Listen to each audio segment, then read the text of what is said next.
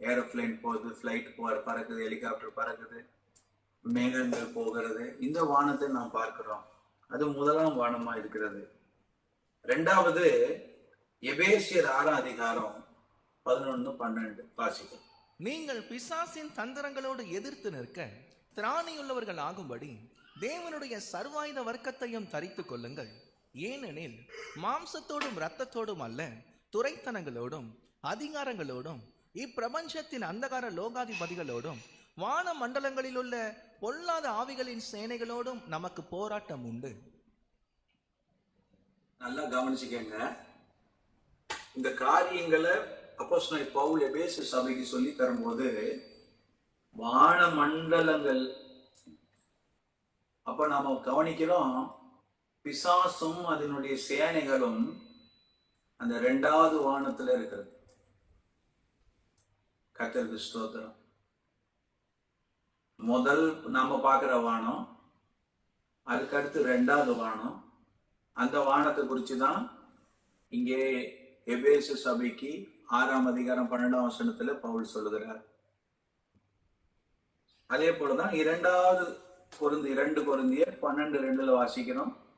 3வது வானத்துல அவர் தேவ தூதர்களையும் தேவனையும் பார்க்கிறார். அப்போ இதுல இருந்து நமக்கு என்ன தெரியுது? முதல் வானம் நம்ம கண்ணுக்கு தெரியுற ஒரு அந்த பிசிக்கல் ஸ்கை, அது நம்ம கண்களுக்கு தெரியுற ஒரு வானம். 2வது பிசாசுகள், அந்த தூதர்கள், துரைத்தன அதிகாரங்கள் இருக்கிற வானம். அதுக்கு மேல நம்ம வாசிக்கிறோம், தேவாதி தேவன், ராஜாதி ராஜா அவருடைய சிங்காசனத்தில் அமர்ந்து ஜெயகம்பீரமாய் ஆளுகை செய்கிற வானம். ஹல்லேலூயா, ஹல்லேலூயா. கைகளை உயர்த்தி ஒரு அல்லேலூயா சொல்லுவோமா? ஹல்லேலூயா. இப்ப நாம பார்க்கிறோம், இப்படி இந்த நம்ம முதல் வானத்தை பார்க்கிறோம் இல்லையா, இது இல்லாம 2வது வானம், அதுக்கப்புறம் 3வது வானம் அப்படின்னு நம்ம பார்க்கும்போது இதுக்கு வாசல்கள் இருக்கிறது. அதுதான் கர்த்தராங்க நம்ம நல்லா கவனிக்கணும்.